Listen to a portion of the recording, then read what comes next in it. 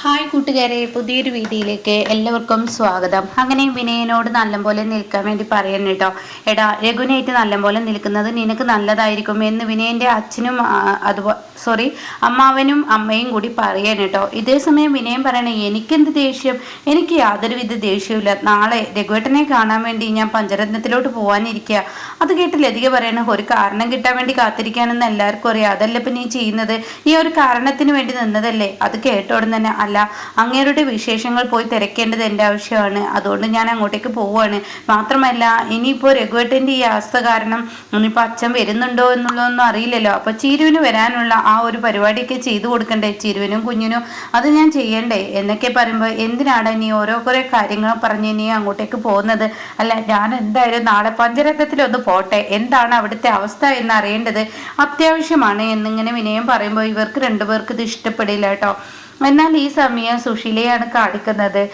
പ്രതിഭയെ വിളിച്ചു കൊണ്ടുവന്നിരിക്കുകയാണ്. അപ്പൊ സോന പറയാണ്, എന്തായാലും പ്രതിഭയെ ഏട്ടൻ വിളിച്ചു കൊണ്ടുവന്നത് നന്നായി എന്നൊക്കെ ഇങ്ങനെ പറയുന്നുണ്ട് കേട്ടോ. ആ സമയം സത്യം പറയാണ്, ഒരു ടൂറിന് പോകുമ്പോൾ അവിടെ ഇവിടെ ആളുകൾ കിടന്നാൽ ശരിയാവില്ലല്ലോ, എല്ലാവരും കൂടി ഒരുമിച്ച് ഒരു സ്ഥലത്ത് നിന്നല്ലേ പോകേണ്ടത്, അതുകൊണ്ടാണ് ഞാൻ പ്രതിഭയെ കൊണ്ടുവന്നത്. അപ്പോൾ ഉടൻ തന്നെ സുശീല പറയാ, ആരെ കൊണ്ടുവന്നിട്ട് എന്താ, വരേണ്ട ആൾ എത്തിയിട്ടില്ലല്ലോ, ഇതുവരെ എത്തിയിട്ടില്ല, ഇന്ദ്രൻ ഇതുവരെ എത്തിയിട്ടില്ല എന്നൊക്കെ പറയുന്നത് കേട്ടോ. ആ സമയം ഇവിടെ ഷാമു പറയണേ, ഇന്ദ്രട്ടൻ വരുമല്ലോ, ഇന്ദ്രട്ടൻ്റെ സമയമായ ഇന്ദ്രട്ടൻ എത്തുമെന്ന് പറയണേ. അപ്പൊ സത്യം ചോദിക്കാണ്, എവിടെ അനുചേച്ചി എന്ന് ചോദിക്കാണ് കേട്ടോ. അത് കേട്ട ഉടൻ തന്നെ പ്രതിഭ പറയണ, അനുചേച്ചി ഇപ്പൊ ഭക്ഷണം കഴിക്കാൻ വരുന്നില്ലെന്നാ പറഞ്ഞത്, അതെന്താ വരാത്ത എന്ന് സത്യം ചോദിച്ച ഉടൻ തന്നെ, അനുചേച്ചി ഭർത്താവ് വന്നാലേ വരുള്ളൂ, അതായത് ഇന്ദ്രേട്ടൻ വന്നാലേ വരുള്ളൂ എന്നാ പറയുന്നത് എന്ന് പറയട്ടോ. അത് കേൾക്കുന്ന സുശീല പറയുന്നത്, അവളുടെ ഓരോ പഠിപ്പുകളെ അവളുടെ ഭർത്താവ് വന്നാൽ അവൾ കഴിക്കത്തുള്ളൂ, എന്തോ ഒരു പഠിപ്പുകളാണ്. അത് കേട്ട ഉടൻ തന്നെ പ്രതിഭ പറയണ, അതിനെന്തെത്ര കുറ്റം പറയാനുള്ളത്, ഒരു സ്ത്രീ അവളുടെ ഭർത്താവിനെ കാത്തിരിക്കുന്നതിൽ തെറ്റൊന്നുമില്ല, അതിപ്പോ ഇത്ര തെറ്റായി ഞങ്ങൾക്ക് തോന്നിയിട്ടില്ല. അപ്പൊ സോന പറയുന്നത് ശരിയാണ്, അത് ഇത്ര തെറ്റൊന്നുമില്ല, ഇന്ദ്രേട്ടൻ വന്ന് കഴിക്കുന്നുള്ളൂ എന്ന് അനുസരിച്ച് പറയുന്നതിൽ എന്താ തെറ്റെന്ന് ചോദിക്കാം. അപ്പൊ അത് കേട്ട ഉടനെ തന്നെ ഇവിടെ ക്ഷാമം പറയണേ, അതിലെന്താ തെറ്റ്, അതിൽ യാതൊരു തെറ്റുമില്ല, അതൊന്നും ഇപ്പൊ ഒരു കുറ്റമായി കാണണ്ട എന്ന് പറയട്ടോ. അല്ലെങ്കിൽ ഞാനെന്ത് പറഞ്ഞാലും നിങ്ങൾക്ക് എല്ലാവർക്കും ഇങ്ങനെയൊക്കെ തന്നെയാണ്, എന്നാൽ അവള് ചെയ്യുന്നത് ഓരോ ദിവസം ഓരോ പ്രവൃത്തിയാണ്, അവളെ ഇന്ദ്രനെ കയ്യിലെടുക്കാനുള്ള ശ്രമമാണ് എന്നൊക്കെ ഇങ്ങനെ പറയുമ്പോൾ നിങ്ങളൊന്നും മിണ്ടാതിരുന്ന്, കുറെ നേരമായി സംസാരം തുടങ്ങിയിട്ട്. അല്ല, ടൂറ് പോകേണ്ട ആൾ ഇതുവരെ എത്തിയിട്ടുണ്ട്, അവൻ ഇനി എത്തുമോ എന്ന് പോലും പറയാൻ പറ്റത്തില്ല. ടൂറിന് പോകാനുള്ള എല്ലാ കാര്യങ്ങളും ചെയ്തു വെച്ചിട്ട് വണ്ടിയും കാര്യങ്ങളും അവൻ എടുത്തു വെച്ചിട്ടില്ല, അവനിപ്പോൾ ഭാര്യ വീട്ടുകാരാണ് വലുത് എന്നൊക്കെ ഇങ്ങനെ പറയാൻ കേട്ടോ. ഈ സമയം സത്യം പറയണ, വായ അടച്ച് മിണ്ടാതിരുന്ന കുറെ നേരമായി അമ്മ ഇങ്ങനെ ഓരോന്ന് പറയുന്നത്, എല്ലാ കാര്യങ്ങളും അതിൻ്റെ വഴിക്ക് നടക്കുക എന്നൊക്കെ പറയുമ്പോഴാണ് കേട്ടോ ഇന്ദ്രൻ വരുന്നത്. അങ്ങനെ ഇന്ദ്രൻ കാറിൽ നിന്ന് ഇറങ്ങുമ്പോൾ സത്യനും അതുപോലെ ഷാമും പുറത്തോട്ട് വരികയാണ്. ആ ഇന്ദ്രേട്ട എത്തിയോ എന്ന് ചോദിക്കുകയാണ് കേട്ടോ. ആ സമയം ഞാൻ വന്നു, എന്തായാലും ഇന്ദ്രേട്ട ഇത്രയും നേരം എവിടെയായിരുന്നു, ഞാൻ ഇങ്ങനെ രഘുവിന് സുഖമില്ലാതെ പോയിരിക്കുകയായിരുന്നു എന്നുള്ള സത്യങ്ങളൊക്കെ വെളിപ്പെടുത്തുകയാണ്. അപ്പൊ എന്തായാലും പോകാനുള്ള വണ്ടി ഇതാ, രഘുവിന്റെ വണ്ടിയും ഉണ്ട് എന്ന് പറയട്ടോ. ഇത് കേൾക്കുന്നതിനോട് കൂടി സുശീല, അയ്യോ അവന്റെ വണ്ടിയോ, അവന്റെ വണ്ടിയൊന്നും ഇവിടെ വേണ്ട എന്ന് പറയട്ടോ.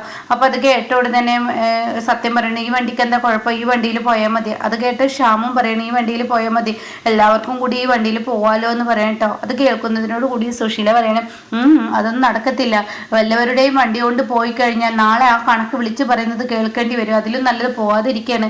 അതുകൊണ്ട് ഇനി നിങ്ങൾക്ക് ടൂർ പോവാൻ വേറൊരു വണ്ടിയൊന്നും കിട്ടിയില്ല എന്ന് ചോദിക്കുകയാണ് കേട്ടോ. ആ സമയം സത്യം ചോദിക്കാൻ, ഈ വണ്ടിക്ക് എന്താ കുഴപ്പം, ഇതിൽ തന്നെ പോയാൽ മതി, ആരും ആരെയും കണക്കൊന്നും പറയത്തില്ല, ഇതിൽ തന്നെ പോയാൽ മതി എന്ന് പറയട്ടോ. അപ്പോഴേക്കും ഇങ്ങോട്ടേക്ക് അനുപമ ഓടി വരികയാണ്. അപ്പൊ അനുപമ ചോദിക്കാണ്, ഇന്ദ്രേട്ട എന്തായി എന്ന് ചോദിക്കുമ്പോൾ, അതെ രഘു മദ്യപിച്ച് ഇതൊക്കെ കേട്ട് കിടക്കായിരുന്നു, അവനെ ഞാൻ പഞ്ചരത്നത്തിൽ കൊണ്ടാക്കി, പിന്നീട് എന്നോട് അച്ഛനും അമ്പിളിയും കൂടിയിട്ട് ഈ വണ്ടി കൊണ്ടുപോയിക്കോളാൻ പറഞ്ഞു, അതുകൊണ്ടാണ് ഞാൻ ഇതെടുത്ത് പോകുന്നത് എന്നൊക്കെ ഇങ്ങനെ പറയാൻ കേട്ടോ. അപ്പൊ അമ്പിളി ഒന്നും മിണ്ടുന്നില്ല കേട്ടോ. അപ്പൊ ഈ സമയമാണെങ്കിലോ ഇതൊന്നും സുശീലക്ക് പറ്റുന്നില്ല. സുശീല പറയാം, ഇത് വെറുതെ വേണ്ടാത്തതിന് നിന്നാണ്, വെറുതെ വല്ലവരുടെയും വണ്ടി കൊണ്ട് എന്തിനാ അങ്ങോട്ടേക്ക് വന്നത്, അതിന്റെ ആവശ്യം ഉണ്ടായിരുന്നില്ല എന്നൊക്കെ പറയുമ്പോൾ, എന്താണ് ഈ വണ്ടിക്ക് പ്രശ്നം, എന്താ അതിന് മാത്രം പ്രശ്നമുള്ളത് എന്നൊക്കെ ചോദിച്ചിട്ട് അവിടെ സത്യനും ക്ഷാമും ചൂടാവുന്നുണ്ട് കേട്ടോ. ഇതിൽ തന്നെ പോയാൽ മതി, ഇതിൽ എല്ലാവർക്കും നാളെ ടൂർ പോവാ എന്ന് പറയുന്നുണ്ട് കേട്ടോ. ഇതേ സമയം രഘുവിനെയാണ് കാണിക്കുന്നത്. രഘു ബെഡ്ഷീറ്റൊക്കെ ഇങ്ങനെ ചുരുട്ടി പിടിച്ച് നിൽക്കുകയാണ്. ആ സമയം അമ്പിളി ഭക്ഷണവുമായി വരികയാണ്. ഇതാ രഘുവേട്ട ഈ ഭക്ഷണം കഴിക്കുകയെന്ന് പറയണേ.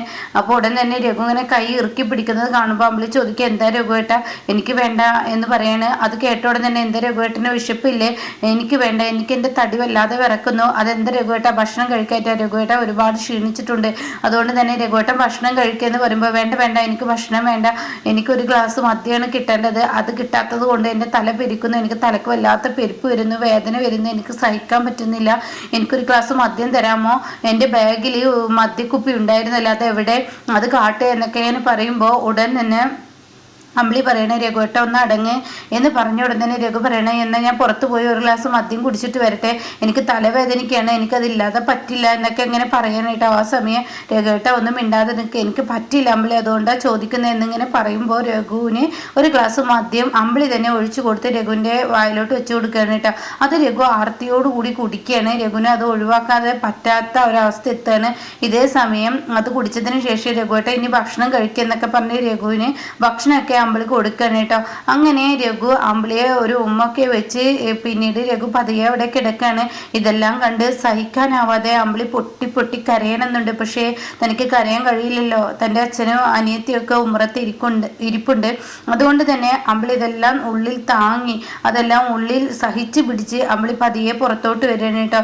ഇതേ സമയം മാഷ് വന്നിട്ട് പറയാണ്, മോളെ രഘുവിൻ്റെ ഇപ്പോഴത്തെ അവസ്ഥയിൽ നമുക്ക് അവനെ ഡീഷൻ സെൻറ്ററിലാക്കി കൊടുത്താലോ. അത് കേട്ട ഉടനെ തന്നെ ചിരു പറയണേ ശരിയാണ്. അപ്പോഴേക്കും മാഷു പറയണേ എന്തായാലും ചിരു ഉള്ളതല്ലേ, അവളുടെ കാര്യങ്ങളൊക്കെ നോക്കുമ്പോൾ നിനക്ക് ബുദ്ധിമുട്ടാവും രഘുവിൻ്റെ കാര്യങ്ങൾ നോക്കാൻ, അതുകൊണ്ട് നമുക്ക് അങ്ങനെ ചെയ്യാം എന്ന് പറഞ്ഞ ഉടനെ അമ്പിളി പറയണേ വേണ്ട അച്ഛാ, ഞാനുള്ളപ്പോൾ രഘുവേട്ടനെ ഇനി വേറെ എങ്ങോട്ടേക്കും വിടില്ല, ഞാൻ തന്നെ നോക്കി രഘുവേട്ടനെ ശരിയാക്കിക്കോളാം, രഘുവേട്ടൻ്റെ കാര്യങ്ങളെല്ലാം ഞാൻ ചെയ്തോളാം, ബാക്കിയുള്ളവരുടെ കാര്യങ്ങൾ ഞാൻ ചെയ്തോളാം. മോളെ നീ എന്താ ഈ പറയുന്നത്?